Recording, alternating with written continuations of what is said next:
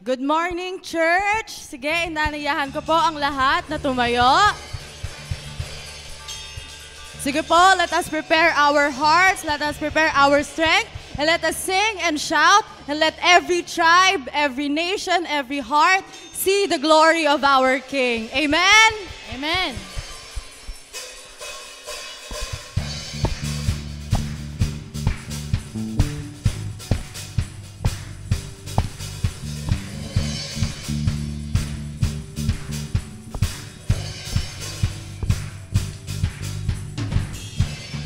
Every tribe will see your glory. Every nation bow before you. All the treasure turn to ashes in the light of you.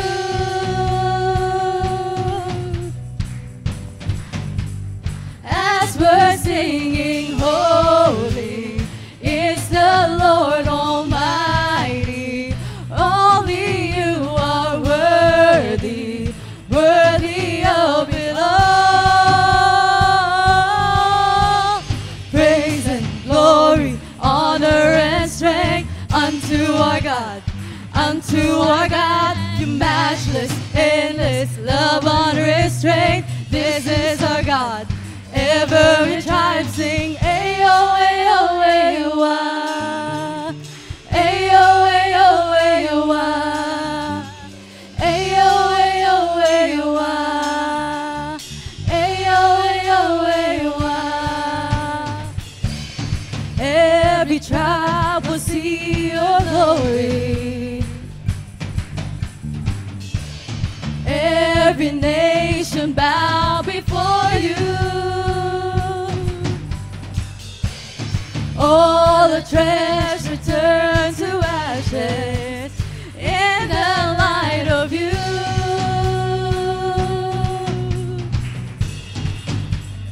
As we're singing, holy is the Lord Almighty.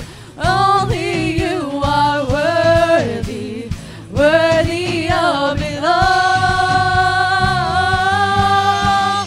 Praise and glory, honor and strength unto our God, unto our God. Your matchless, endless love, honor and strength. This is our God.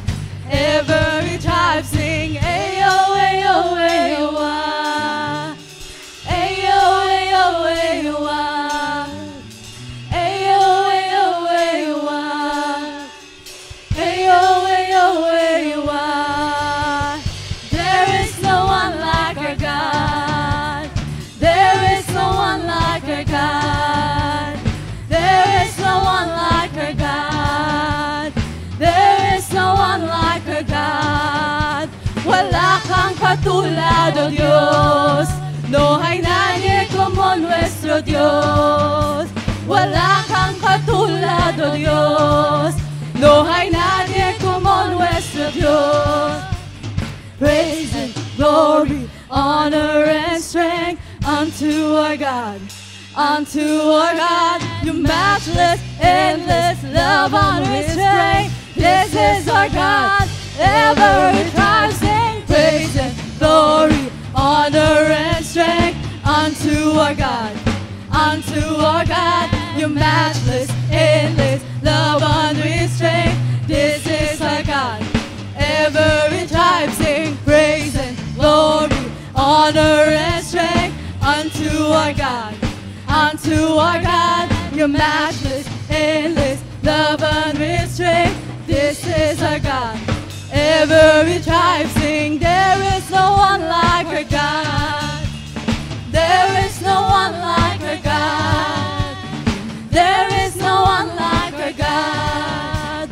There is no one like our God. There is no one like our God. There is no one like our God. There is no one like our God. There is no one like our God. Hallelujah. Let's continue to give praise to our Lord. Let's clap our hands to the Lord.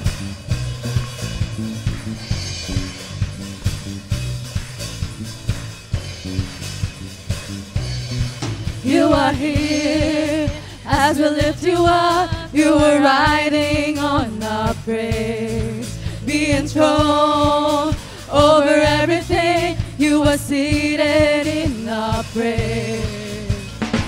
This is prophetic, I can feel it in the air. We'll lift our praise and you change the atmosphere. With hearts open now, everybody sing it out. Oh, turn it up, this sound of praise. Make it louder than any other. Lift him up and shout his name over all. As we praise, where I can feel the change as your presence now invades. Hear the sound of the broken chains, prison doors are giving way. This is prophetic. This is prophetic, I can feel it in the air. We'll lift our praise and we'll change the atmosphere. With hearts open now, everybody sing it out. I am free. Turn it up, this sound of praise. Make it louder than any other. Lift him up and shout his name over all.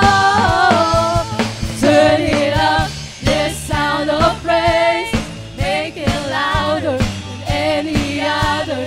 Lift him up and shout his name over all.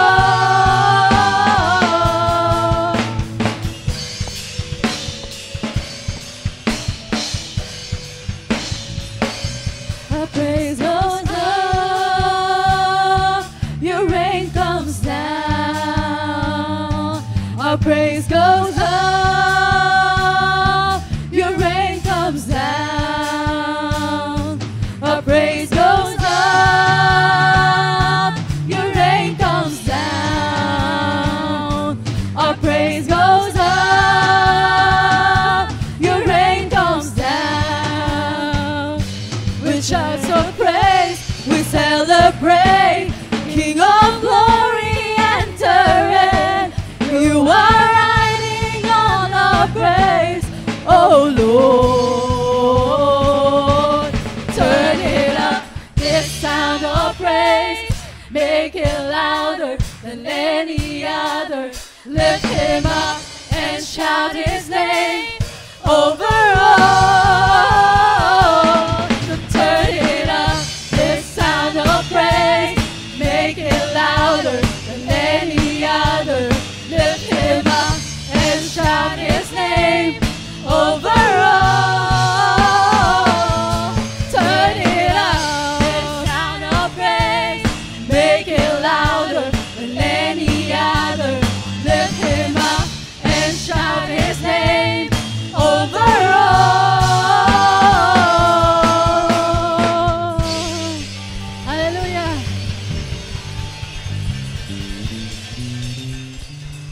Hallelujah, hallelujah. Truly, O God, you deserve all the glory. You deserve all the praises and adoration. And we will sing louder unto you, O God. Hallelujah.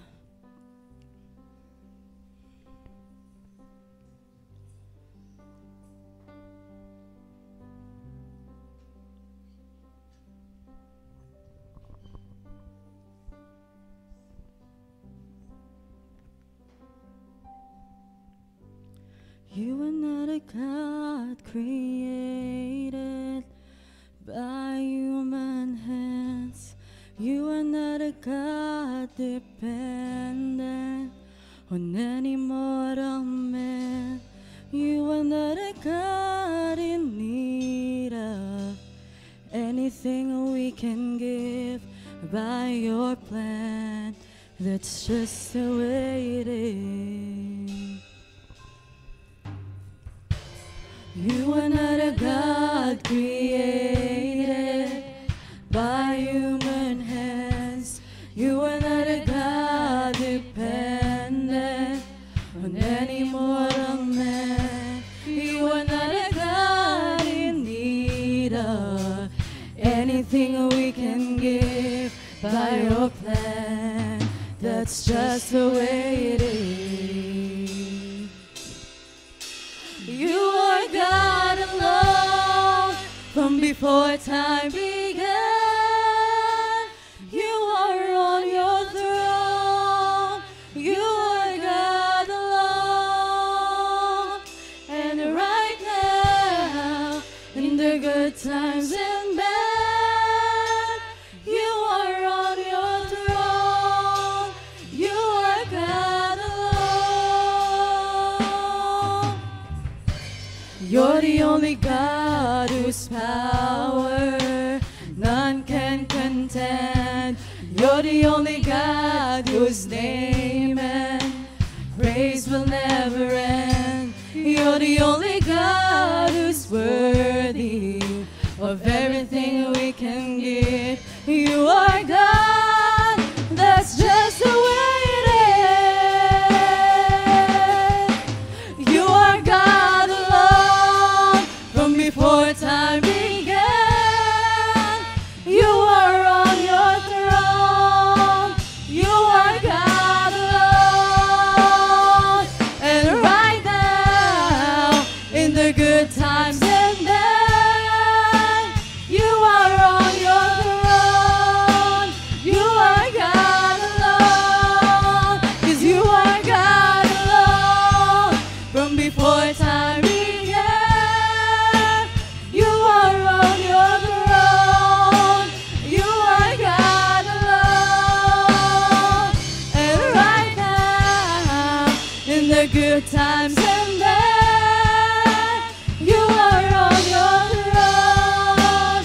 You are God alone. You're unchangeable, unshakable, unstoppable. That's what you are. Unchangeable, unshakable, unstoppable. That's what you are. You're unchangeable, unshakable, unstoppable. That's what you are. You're unchangeable, unshakable, unstoppable. That's what you are. 'Cause you are God alone from before time began. You are on your throne. You are God alone. And right now, in the good times and bad, you are on your throne. You are God alone. You are God alone.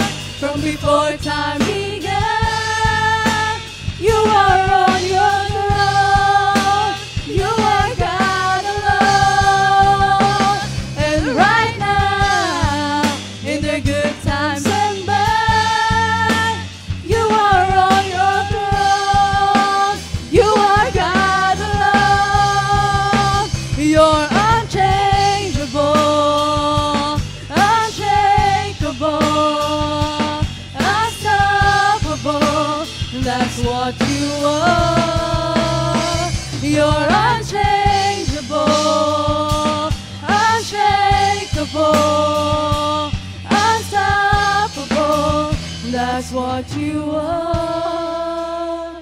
You're unchangeable, unshakable, unstoppable. That's what you are.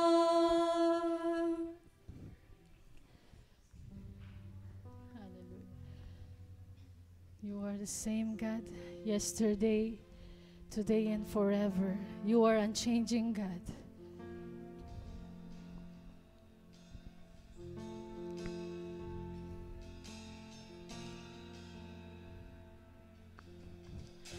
I'm calling on the God of Jacob, whose love endures through generations. I know that you will keep your covenant. I'm calling on the God of Moses, the one who opened up the ocean. I need you now to do the same thing for me.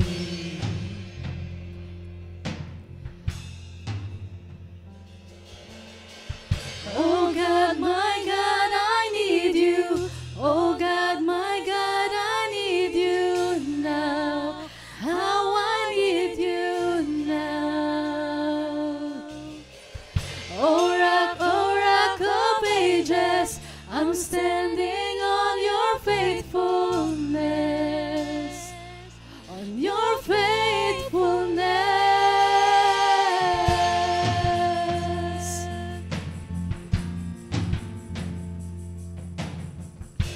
I'm calling on the God of Mary, whose favor rests upon the lowly. I know with you all things are possible. I'm calling on the God of David, who made a shepherd boy courageous. I may not face Goliath, but I've got my own giant. Oh God, my God, I need you. Oh God, my God, I need you now. How I need you now. Oh rock of ages, I'm standing on your faithfulness. Your faithfulness. Oh God, my God, I need you. Oh God, my God, I need you now. How I need you now. Oh rock of ages, I'm standing on your faithfulness. Your faithfulness. Oh God, my God, I need you. Yes, Lord, Oh we God, need you in my our God, lives. I need Let's you praise the Lord and now. worship. How I Hallelujah. need You you are the now. Holy One, Father God. Oh rock of ages, I'm standing on your faithfulness. Your faithfulness.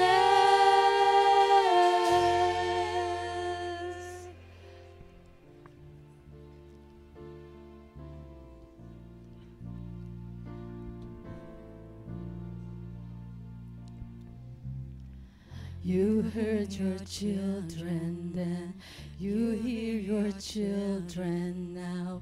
You are the same God. You are the same God. You answered prayers back then, and you will answer now. You are the same God. You are the same God.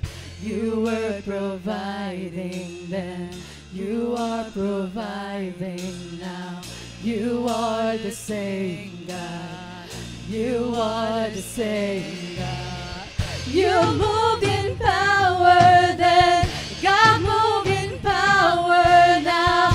You are the same God. You are the same God.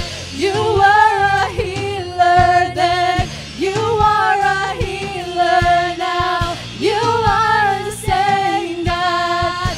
You are the same God. You were a savior then. You are a savior now. You are the same God. You are the same. You are the same God. Oh God, my God, I need you. Oh God, my God, I need you now. How I need you now. Oh rock of ages, I'm standing on your faithfulness. Your faithfulness. Oh God, my God, I need you. Oh God, my God, I need you now. How I need you now. Oh rock of ages, I'm standing on your faithfulness. Your faithfulness. Oh God, we need you. Oh God, we need you in our lives. Hallelujah. Oh God, you are the King of Kings, the Lord of Lords. We praise you, Jesus. Oh rock of ages. Oh rock of ages, I'm standing on your faithfulness. Your faithfulness. Oh God, my God, I need you. Oh God, my God, I need you now. How I need you now. Oh rock of ages, I'm standing on your faithfulness. Your faithfulness.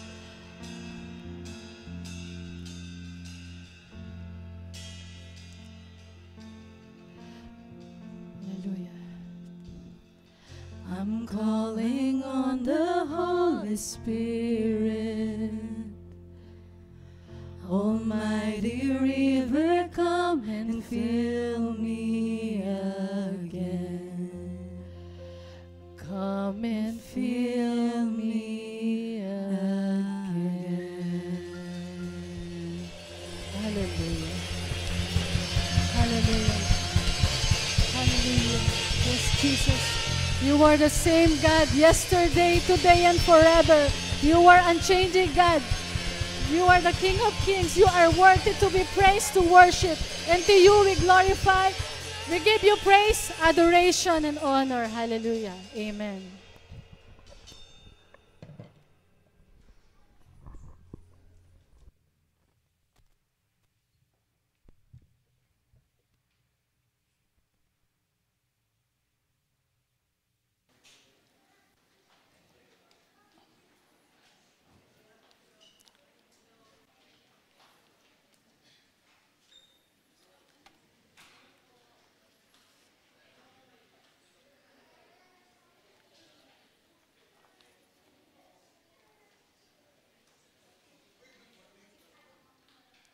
Praise the Lord. Magandang umaga po sa inyong lahat. Hello. Pwede po bang palakpakan natin ating Panginoon? Amen. Ako po ay nagagalak dahil sa muli po tayo ay dinako ng ating Panginoon sa lugar na ito upang siya'y purihin, sambahin sa Espiritu at sa katotohanan. Kumusta na po ang mga kapatid? Hello? Tayo po ba ay pinagpala ng ating Panginoon? Amen. Praise God. Magandang umaga rin po sa lahat ng mga nunood ng live streaming na ito. May isang bagay po na ipinagkaloob sa atin ng ating Panginoon na from time to time, hindi po natin, ito po ay ating ipinagwawalang bahala. So I'm talking about faith. O sa Tagalog, pananampalataya. Amen po? So, many people with gift of faith have great ability to trust God. Ulitin ko po, marami pong mga tao na may tinatawag na gift of faith.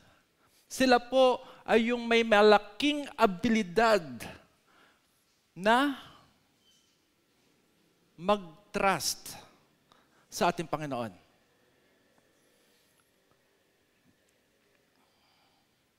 O yung may kakayahang manampalataya, magtiwala sa ating pong Panginoon. Many years ago, meron pong isang tao, ang pangalan niya po ay George Muller, a man of great faith, na nabigyan po ng pagkakataon na i-manage niya po yung isang orphanage sa England.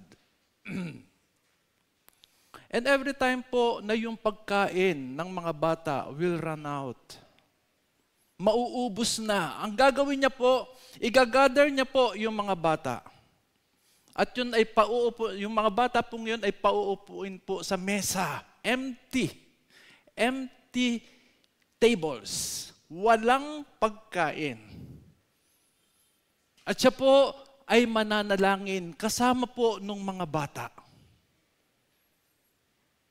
At sa panalangin niyang yun, siya ay magpapasalamat sa Panginoon sa mga pagkain. At alam niyo po, maya-maya lang, may kakatok na po sa kanilang pintuan. At pagbukas po ng pintuan, eto na po yung mga tao na hinipo ng Panginoon. At sila po ay may dala ng supply ng pagkain para sa mga bata. Hello, ganun po ba? Katindi ang ating pananampalataya. So, most of us do not have the gift of faith like George Muller. But I do believe na ang ating pong Panginoon will continue to give this gift of faith to those who ask for it. Ang tanong ko po, kayo po ba ay nagtanong na o humiling na sa Panginoon na bigyan kayo ng pananampalataya? Amen or no amen? Amen. Kumusta na po ang ating pananampalataya ngayon? Ang sabi nga pa niya na ang ating pong Panginoon ay nandyan lang, ready to give that gift of faith to those who will ask for it. Nung ang mga disipulos po ng ating Panginoong Jesucristo, pinagsabihan niya na kayo ay magpatawad over and over again, ang request po ng kanyang mga disipulo, yan po ay ating matatagpuan sa Luke 17:5. Ang request po ng kanyang mga disipulo, Lord, increase our faith. And when the father was challenged to trust Jesus for the healing of his son,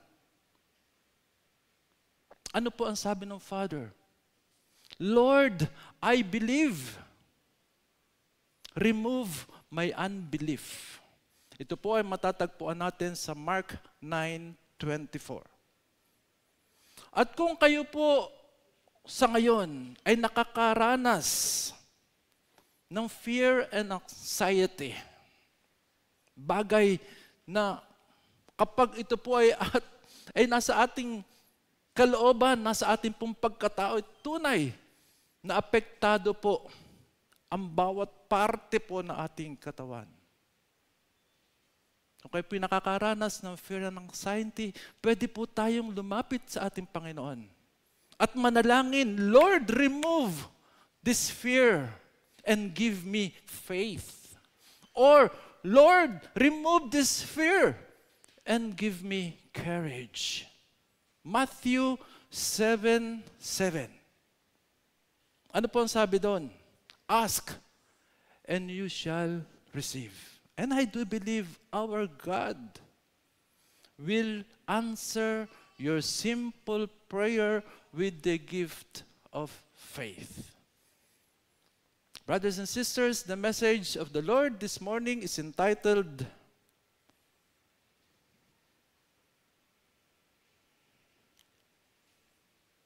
Faith Matters. At ang teksto po natin ay kinuha sa Hebrews chapter 11 verses 1 to 7. Kung kayo po ay may Bible sa inyong piling, you can open your book doon po sa teksto natin. Otherwise, we can just look at the monitor po in front of us because we will read the Word of God all together. And I request everyone to please stand up. We will be reading from the NIV. Let's start. Now, faith is confidence in what we hope for and assurance about what we do not see. This is what the ancients were commended for. By faith, we understand that the universe was formed at God's command so that what is seen was not made out of what was visible. By faith, Abel brought God a better offering than Cain did. By faith, he was commended as righteous when God spoke well of his offerings. And by faith, Abel still speaks, even though he is dead. By faith, Enoch was taken from this life so that he did not experience death. He could not be found because God had taken him away. For before he was taken, he was commended as one who pleased God. And without faith, it is impossible to please God because anyone who comes to him must believe that he exists and he rewards those who earnestly seek him. By faith, Noah, when warned about things not yet seen, in holy fear built an ark to save his family. By his faith, he condemned the world and became heir of the righteousness that is in keeping with faith. Manalangin po tayo. Father God, salamat nga po for this wonderful morning that you have given us. And thank you, O God, for the brothers and the sisters that are here to hear your word. Father, our prayer is the presence of the Holy Spirit will be upon this place, will be upon every one of us. Siya nga po ang magtuturo sa amin upang tunay na amin nga pong maintindihan ang mensahe mo sa umagang ito. Father God, apart from you, I can do nothing. So it's my prayer that you will be upon me as I deliver your word. And lastly, I pray and we pray that you bless the preaching of your word. Thank you once again. In Jesus' name, at lahat po yung magsabi ng Amen and Amen. Magsiupo po tayo. Sabi po ng mundong ito, to see is to believe. At ang motto po ng mga scientists, only believe what you see. Pero iba po ang sinasabi ng Panginoon tungkol sa pananampalataya. And God defined faith. And it was written in the book so that everyone will know. At ito po ay isinulat sa Hebrews chapter 11 verse 1. Ang sabi po dyan, now faith is confidence in what we hope for and assurance about what we do not see. Brothers, faith is related to the unseen realities of God. Kaya pag sinabi pong now faith is confidence in what we hope for, yung first part muna ang ating i-discuss. Faith is confidence in what we hope for. So ano pong ibig bang sabihin yan? Ano po ba yung hope ng bawat isang Kristiyano? Amen? Ano po ang hope ng bawat isang Kristiyano? Eternal life. Di ba? Tayo po ay umaasa na after life in this world, we will go to the next life, and that is eternal life. Faith is confidence in what we hope for will become a reality. What we hope for will be fulfilled. It will come to pass. Ito ay mangyayari. And second part, assurance about what we do not see. Bakit ba dapat magkaroon po tayo ng assurance do sa mga bagay o do sa bagay lang naman, what we do not see. Assurance about what we do not see. Bakit dapat magkaroon po tayo ng assurance? Why? Because our God is the unseen God. He is Spirit. Kaya lang po natin nakikilala ang ating Panginoon. Ay dahil nababasa po natin siya. Saan? Sa Bible.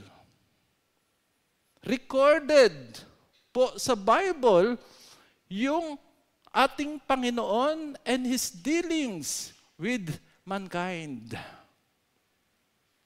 Nung nasulat po ang Bible, hello! Nandun na po ba tayo? Nakita po ba natin? Hindi po, di ba? Ang ating pananampalataya sa ating Panginoon ay nakadepende lang sa ating nababasa sa kung ano ang nasusulat po sa Biblia. And yet, naniniwala po tayo.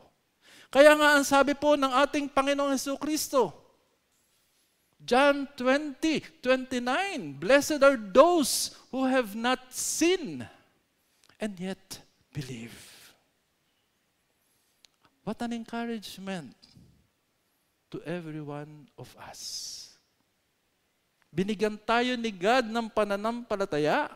Sabi ko nga po kanina, from time to time, hindi po pinagwawalang bahala po natin.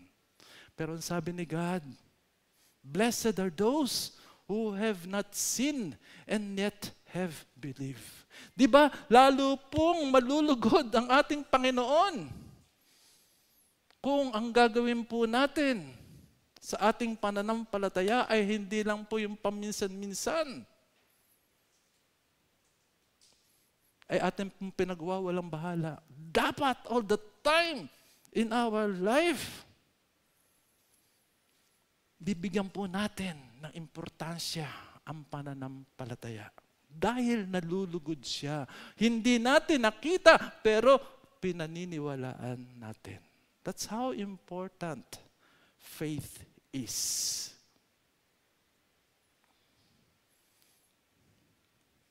True faith, a saving faith, goes beyond what we see to commune the unseen God.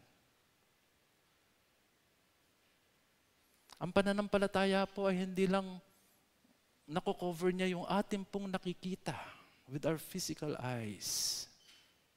Dapat po, it will go beyond what we can see. Because in that way, we can commune with our unseen God. At kung tayo po ay may ganyang pananampalataya, tunay, masasabi natin through faith, a saving faith, goes beyond what we see to commune with the unseen God. And so it is. Anong dapat nating gawin? Dapat maging seryoso po tayo sa ating pananampalataya. Why? Because our faith matters. Why? Because our faith should make a difference. Why? Because our faith should change the way we live. At yan po ang ginawa ng pananampalataya sa tatlong tao na binasa po natin sa umagang ito. And actually, yung pong mga taong ito, for them it was all about faith. And we learn from them that, number one, without faith, you cannot be accepted by God. Verse 4. Basahin po ulit natin. By faith, Abel brought God a better offering than Cain did. By faith, he was commended as righteous when God spoke well of his offering. Ang istorya po ni Cain and Abel, matatagpuan po natin ito sa Genesis chapter 3. Actually, ang istorya pong ito ay well known. Even nalalaman ng mga taong hindi pa nakakapagbasa ng Bible. Alam nila na pinatay ni Cain si Abel. Dahil lang sa inggit. And actually, this story is the first murder story in the history of mankind. At masasabi rin natin na ever since pala ay mayroon ng tinatawag na sibling rivalry.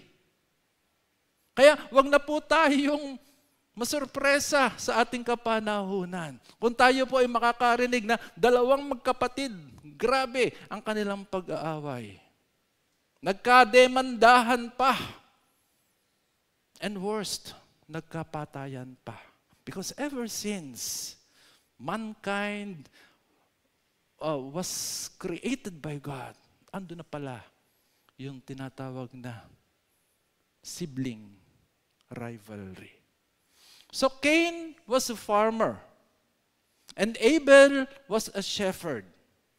At alam po natin ang ginawa nila, di po ba? Si Cain nag-offer po nung bunga ng kanyang mga tanim.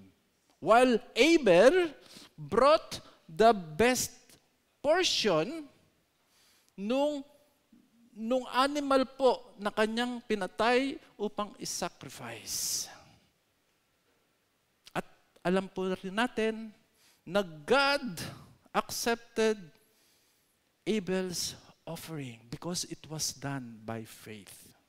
At dahil nga po doon, nung malaman po ni Cain na yung offering ni Abel was accepted by God, sumama ang kanyang loob.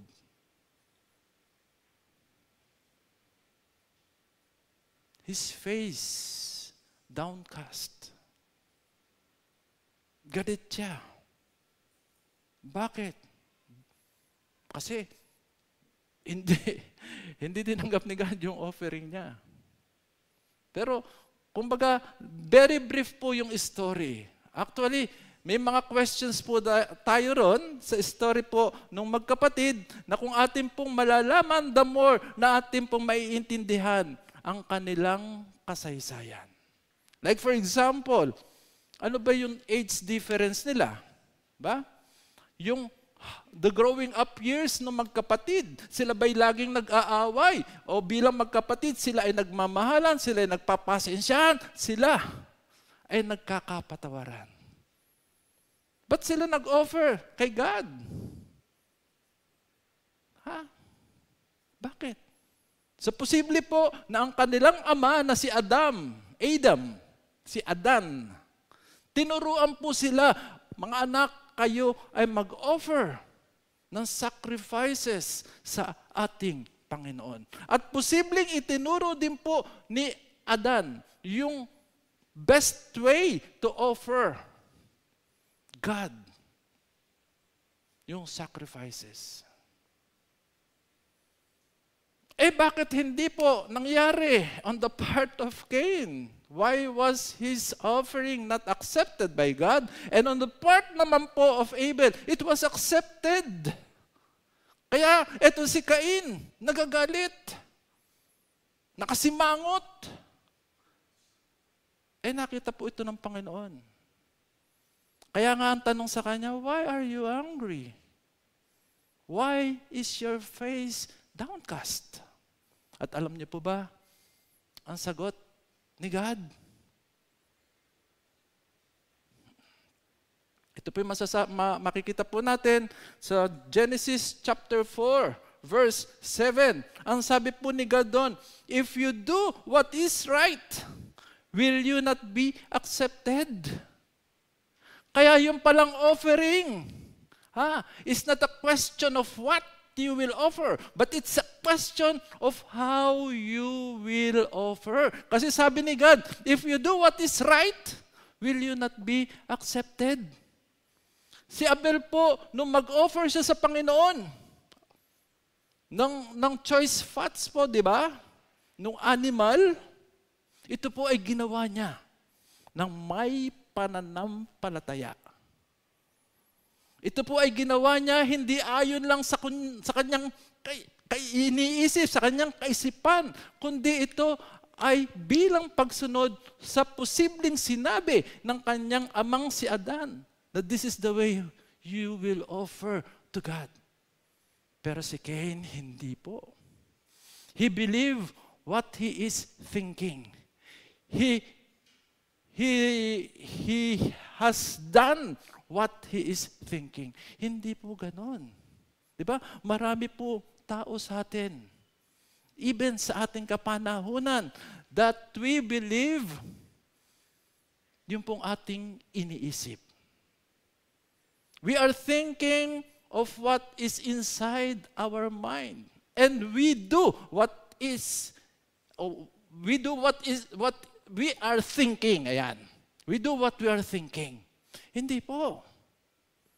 Kasi hindi naman po lahat ng ating iniisip, ayan ay kalugod-lugod sa ating Panginoon. Kung meron man pong kautusan ang Panginoon, yun ang dapat po nating isipin. Yun ang dapat po nating gawin. Yun ang dapat po nating isa puso. Diba? Marami pong tao sa panahong ito na etong gagawin ko kasi itong gusto eh.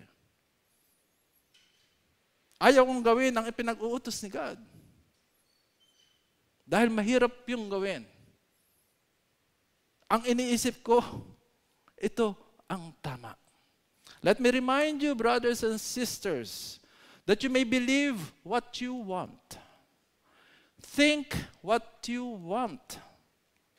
Act like what you want. But there is only one way to God, and that is through faith in His Son, Jesus Christ. It is about the faith, and that faith must be in Jesus. His standard for living is clearly laid out in the Scripture.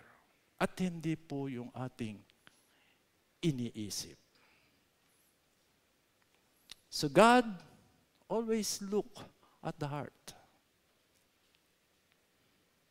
First and foremost. When He looked at Abel's heart, He found faith there. And it was faith that he was rewarded. Kaya nga po, bilang application po sa buhay natin, if ever we want God to reward us, anong ating pong dapat gawin? Manampalataya. Buksan ang puso natin upang lahat ng sinasabi ng ating Panginoon, we will follow, at hindi po yung ating iniisip, what we want, yung po yung ating susundin. And because of that, Abel brought God a better offering than Cain did. And he was commended as righteous when God spoke well of his offering. Brothers and sisters, without faith, you cannot be accepted by God. Number 2, without faith, you cannot please God. Ito po sinasabi sa verses 5 to 6. Basahin po natin. By faith, Enoch was taken from this life so that he did not experience death. He could not be found because God had taken him away. For before he was taken, he was commended as one who pleased God. Amen. So from Abel and his quest for acceptance, we now go to Enoch and his quest for life journey. So ang istorya po ni Enoch, ito po ay makikita natin where? Sa Genesis chapter 5 verses 21 to 24. Kung tayo po ay naiklian sa buhay, life story po ni Cain and Abel, mas lalo pong napakaikli ng kwento ng buhay ni Enoch. Because in just 4 verses, dinescribe po doon yung, isinalaysay po doon yung history ng kanyang buhay. So it's minuscule by comparison. Okay, so ano naman po ang buhay ni Enoch? For 65 years, he lived for himself. Hello? Mga kapatid, kayo ba ay nabubuhay lang para sa inyong sarili? Ha? Nabubuhay lang po ba tayo para sa sarili natin? Di ba may kanta? Ang tayo nabubuhay para sa sarili lamang, di ba? Yun po yung nangyari sa buhay po ni Enoch for the first 65 years of his life. Pero no ika-65 year, hello, nanganak po ang kanyang asawa. Nagkaroon po siya ng anak, son, in the name of Methuselah. Ba? At siguro po, nung makita niya yung kanyang anak, nakita niya yung pagmumukha ng kanyang anak, magandang lalaki. Kahawig niya.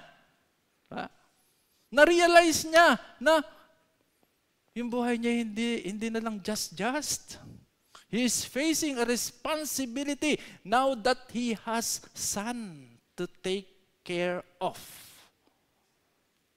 At alam niyo po ba, nung ma-realize niya, siya po ay lumapit kay God. At nung makilala niya ang ating Panginoon for the next 300 years of his life, he is with God until he was no more because God had taken him away.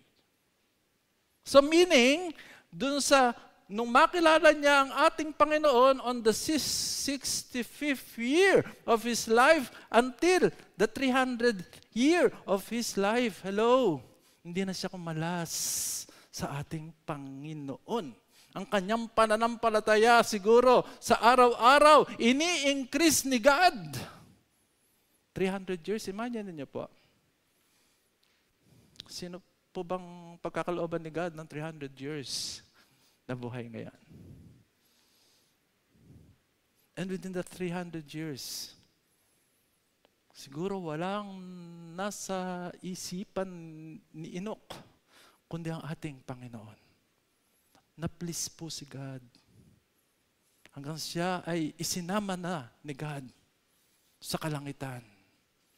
Hindi po nakaranas ng kamatayan si Enoch. And actually, Enoch is one of the two persons in the Bible na hindi po naka-experience ng death. Sila po ay dinala na lang ni God sa kalangitan. Gusto po ba natin mangyari yun sa buhay natin? Hello, mga kapatid. Until now, takot na takot pa rin tayo sa kamatayan. Enoch's story will give us a description of death, na ang death po ay hindi tragic. Hindi po ito nakakatakot. death is just a transition of this life on earth to the next. Actually, yan nga po hindi naranasan ni Enoch. But I do believe, mararanasan ng bawat isa sa atin. Kaya huwag po tayong malungkot. As long as we believe in God, as long as we have that faith, nasabi nga, that can move mountain. Diba?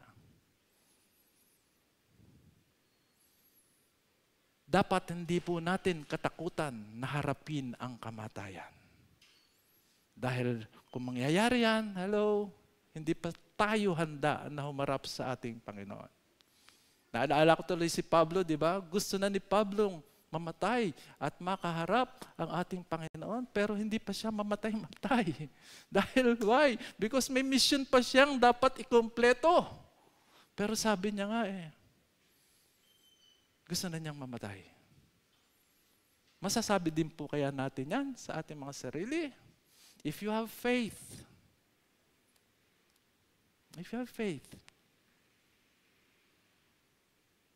hindi po tayo matatakot sa kamatayan. And if you have faith like Enoch has, you can please God.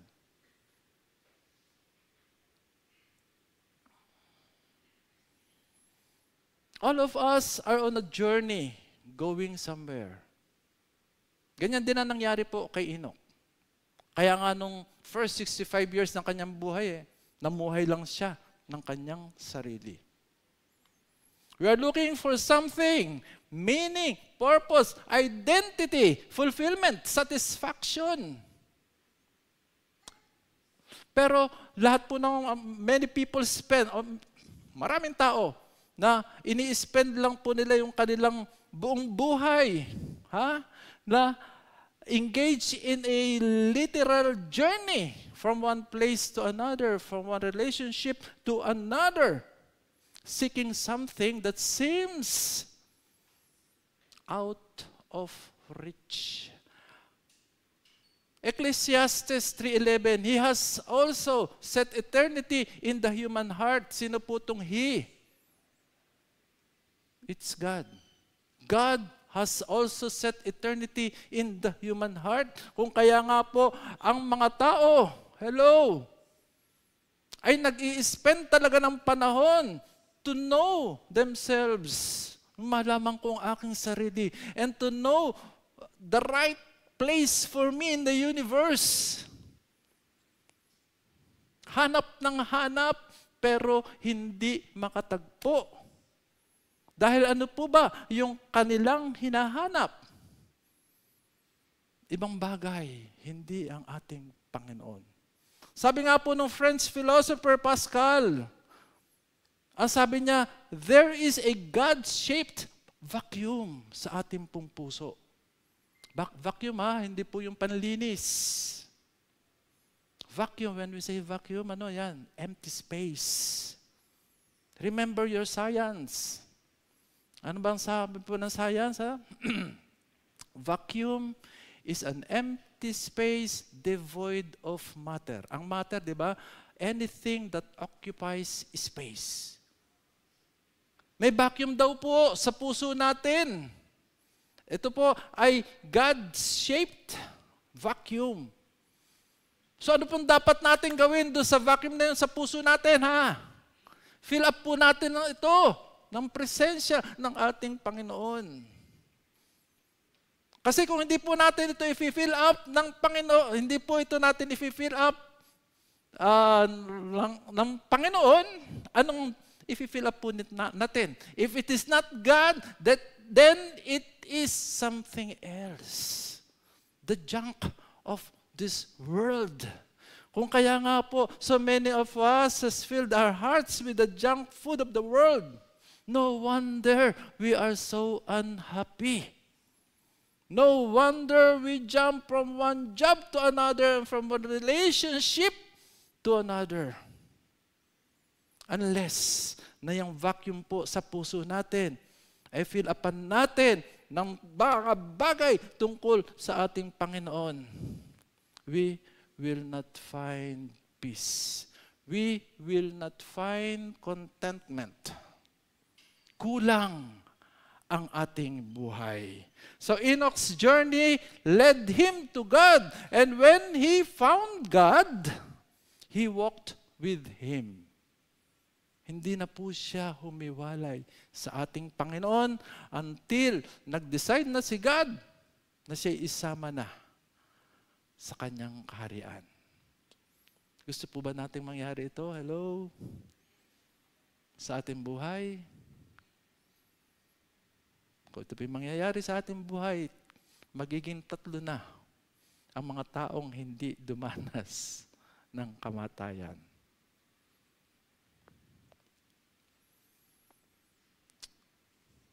And without faith, it is impossible to please God, because anyone who comes to Him must believe that He exists and that He rewards those who earnestly seek Him.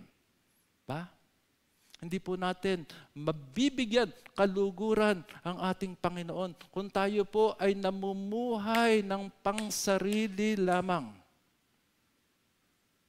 Mabibigyan lang po natin ang ating Panginoon ng kaluguran kung tayo po ay maniniwala na tunay na ang ating Panginoon ay nandyan. He is existing. Kung tayo po ay maniniwala na ang ating Panginoon ay lagi po nasa ating tabi, ready to help us in all our needs. At kung tayo po ay maniniwala na ang ating Panginoon ay nagbibigay gantimpala sa mga taong sumusunod sa Kanya. Ang tanong, do we follow Jesus?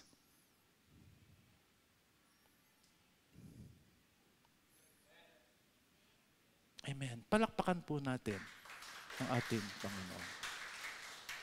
Yung amen po bang yun ay with confidence?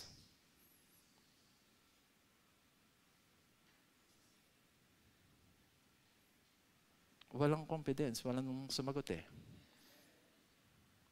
Ano, di ba? Being sure, certain. Kaya pag nagsabi ka ng amen, you're certain. You're sure.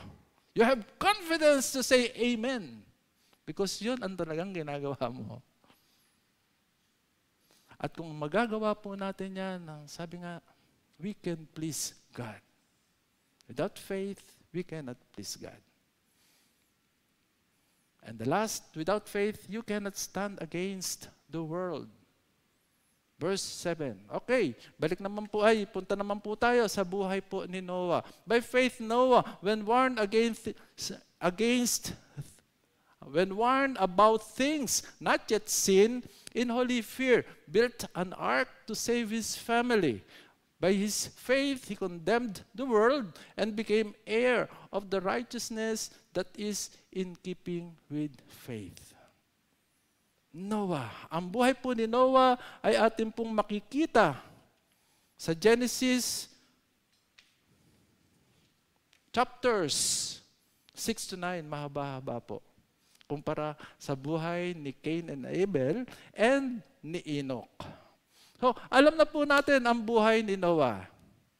Amen po? When we think of Noah, we always think of the great flood. And the big ark. And yung pong gathering of the animals. Amen or no amen? Yun, with confidence. Kanina, nung pagtanong ko kasi walang confidence sa pag-amen Amen! So, great flood. At alam din po natin na si Noah was able to save his family. While the world around him perished. Sila po ay nalunod. Saan? Sa great flood. Kaya nga po, si Noah pictures the power of courage. Bakit? By faith, Noah preached when no one would listen. 420 years. Hello mga kapatid. Si Noah po ay nangaral tungkol po sa salita ng Diyos. Tinawagan niya po yung mga tao at sinabi sa kanila na sila ay mangagsisi na sa kanilang mga kasalanan. But sorry to say, no one dared to listen. Noah. By faith, Noah built when people ridiculed. Ano po ba ang ginawa po ni Noah? Hello, malaking arko. Bakit siya gumawa ng malaking arko? Kasi ito ang kautusan ng ating Panginoon na finalo niya nang wala man lang siyang tanong, bakit God? Pero alam niya na nalilipulin ni God ang buong mundo through flood. At gaano po ba katagal ginawa po ni Noah ang ark? Ito po ay hindi nabanggit sa Biblia. Pero based po sa mga figures, edad ni Noah, sabi po ng God Questions, it took Noah from 100 to 120 years to build the ark. At habang ginagawa niya po yung ark na yan, eto yung mga tao na nire-ridicule siya. Pinagtatawanan siya. Sino tong taong to? Nasisira na siguro ng ulo. Dahil sa gitna ng disyerto, gumagawa ng malaking barko. And he faced this ridicule for about 100 to 120 years. Pero hindi po siya sumurrender. Why? Because siya ay may pananampalataya. Kaya, faith matters eh. Di ba? Yan po yung title ng ating mensahe. Faith matters. Kung ikaw ay may pananampalataya, you can able to face even the giants in your life. Yan po yan nangyari kay Noah. Pinagtatawanan siya. Niloloko na siya ng mga tao. Kung ano-anong mga sinasabi ng mga tao sa kanya. Yet, he did not stop. Because in him is his faith in what God had told him to do. By faith, Noah continued year after year. Tayo po ba, halimbawa, sa ating buhay, tayo ay naka-encounter ng giant. Ano po bang ating gagawin? Hello? Papatuloy lang po ba tayo sa ating Panginoon? Ating pananampalataya? Or i-stop na kaagad tayo? Marami pong mga Kristiyanong ganyan, ano? Kasi akala nila, pagiging Kristiyano ay masayang tunay. Tunay na masaya ang pagiging Kristiyano. But you are not free from the trials and tribulations in life. You will face them. Pag nakakuha na ng konting problema, umaayaw na kay God. Ayoko na God.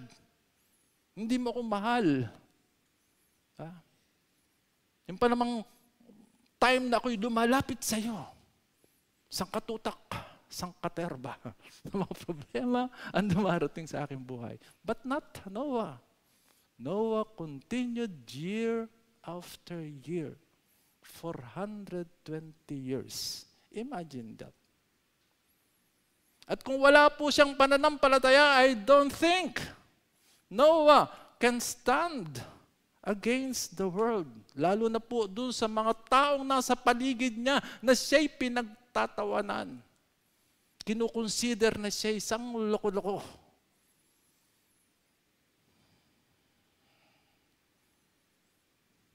And by faith, Noah believed God regarding things he had not seen.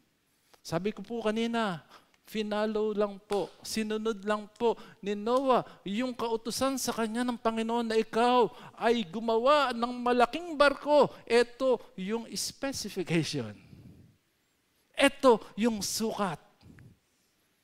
Imagine niyo po, that time, diba, wala pa namang crane doon. Paano nagawa po ni Noah yan? Nagawa ni Noah yan dahil siya may pananampalataya. At kapag tayo po ay may pananampalataya sa ating Panginoon, no matter how tired we are in the ministry, still, you will wake up very early in the morning to go to church, not to be late. So that you can go to church and meet God in the specified time. Ganyan po tayo, di ba? Pag may meeting po tayo sa ating mga boss, how much more if we will face the God of the universe, the creator of all things? Magpapalate po ba tayo? O darating po ba tayo with a heavy heart? No. Tayo po ay haharap sa Diyos ng mga Diyos at Hari ng mga Hari with a pure heart. Diba? With that faith that matters. Ay, balikan ko po ha. Wala po akong ini-specify ng mga tao. Nabanggit ko lang po yan. Example lang po yan, ha? So, wag po tayo ma-offend if ever na tayo po ay tinamaan. And for our conclusion, faith matters. Hello? Naniniwala po tayo? Bakit? Dahil nakita po natin ito sa buhay ni Abel, ni Enoch, at ni Noah. If taken seriously, kung tayo lang po ay magiging seryoso sa ating pananampalataya, masasabi natin, faith makes a difference in the world and changes the way we live.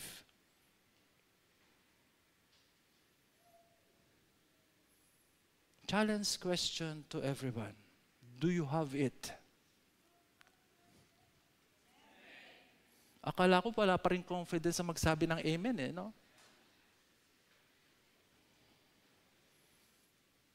And do you live by it? Uy, praise the Lord. Palakpakan po natin ang ating Panginoon. Who knows about a year or 2 years from now, there will be another Enoch. There will be another Abel. There will be another Noah in you, my brethren. At kung ito'y mangyayari, praise the Lord. Because faith really matters. God bless you. Samahan niyo po ako sa isang maikling panalangin. Yes, my God. Tunay na napapanahon nga po ang mensahe mo. Dahil nga po sa mga struggles, mga problema, mga kaguluhan na nangyayari po sa aming buhay, sa aming paligid. Lord, tunay nga po na naapektuhan ang aming pananampalataya sa iyo. God, sa amin pong natutunan sa araw na ito, the more na amin pong nalaman itong pananampalatayang ito na ipinagkaloob mo po sa bawat isa sa amin. Lord, our prayer, increase our faith. Make it a saving faith so that truly it will make a difference in our life. At yung nga pong pinaka-importante, babaguhin niya ang takbo ng aming buhay. Panginoon ko, nananampalataya kami, O God, Now, what you did to the apostles during those times that they asked for faith in you, increase our faith. Lord, same prayer ang amin pong ibinibigay sa iyo. Increase our faith. Salamat po, Panginoon. Ito po ay aming panalangin in the mighty name of Jesus. And everyone will say, Amen and Amen and Amen. God bless you po. Ngayon po naman ay dumako po tayo sa breaking of the bread. Breaking of the bread is one of the two ordinances Jesus instructed the early church to do. At bakit daw po natin gagawin ang breaking of the bread? We do the breaking of the bread in order to remember what Jesus had done for you and me, so that our sins will be forgiven. Mayroon pong dalawang elemento sa breaking of the bread.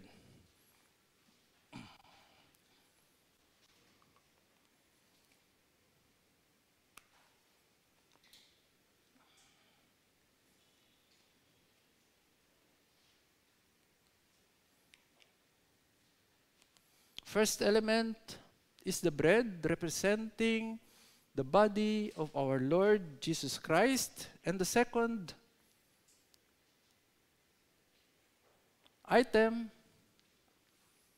is the fruit of the vine, which is the symbol of the blood of our Lord Jesus Christ.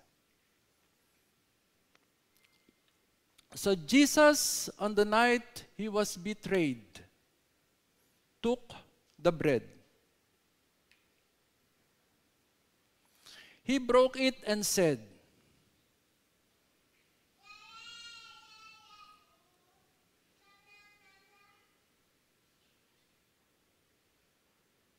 "This is my body, which is for you.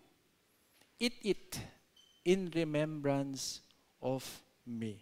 After supper was ended, he took the cup. He lifted it up, giving thanks to God, and he said, "This blood is the new covenant. This is the new covenant in my blood. Drink it in remembrance of me. For when you eat of the bread and drink of the cup, you proclaim the Lord's death until He comes." Pero mayroon pong reminder si Apostle Paul how we will take part in the breaking of the bread or the Last Supper. Ang sabi po ni Apostol Pablo, gagawin po natin ito ng katanggap-tanggap sa ating Panginoon. Kaya nga po mga kapatid, in a minute of silence, let us go back to our life, especially to the sins na ating pong nagawa. And if there is an unconfessed sins in us, this is the time that we come to God. Let's ask for forgiveness, so that when we do the breaking of the bread, it will be acceptable in His sight. Thank the Lord. Hallelujah.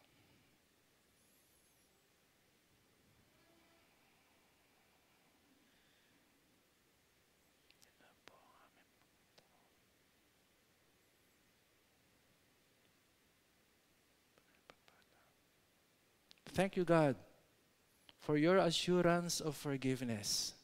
You have said in your word in 1 John 1:9 that if we confess our sins, you are faithful and just to forgive us our sins and to cleanse us from all our unrighteousness. Lord, thank you for this wonderful moment.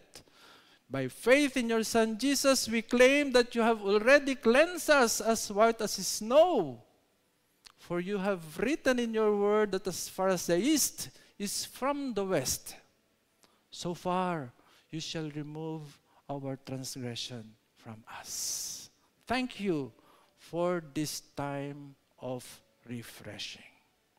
Mga kapatid, taas po natin ang bread. Father, we thank you for this piece of bread. Our prayer is you cleanse this.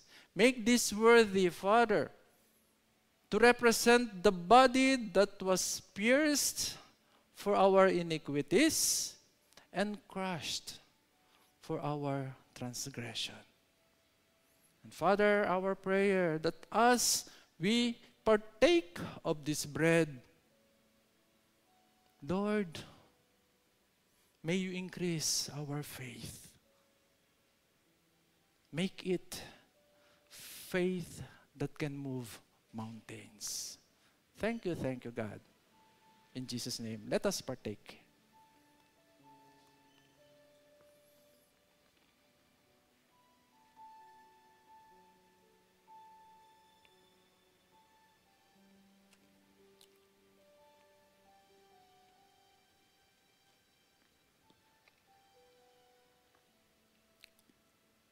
Let us lift the cup.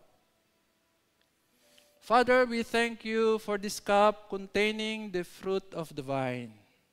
Lord, our prayer is you cleanse this, purify this, make this a worthy resemblance of the blood of our Lord Jesus Christ that was shed on the cross of Calvary. For you have said in your word that without the shedding of the blood, there will be no remission on our sins. And Father, as we partake of this fruit of the vine, let us remember, Lord, our families, our friends, our neighbors who have not yet accepted your Son Jesus as their God and Savior. Make us a vessel of your blessing to these people. Increase our faith that we may be able to share Jesus to them. Thank you once again. In Jesus' name, let us partake.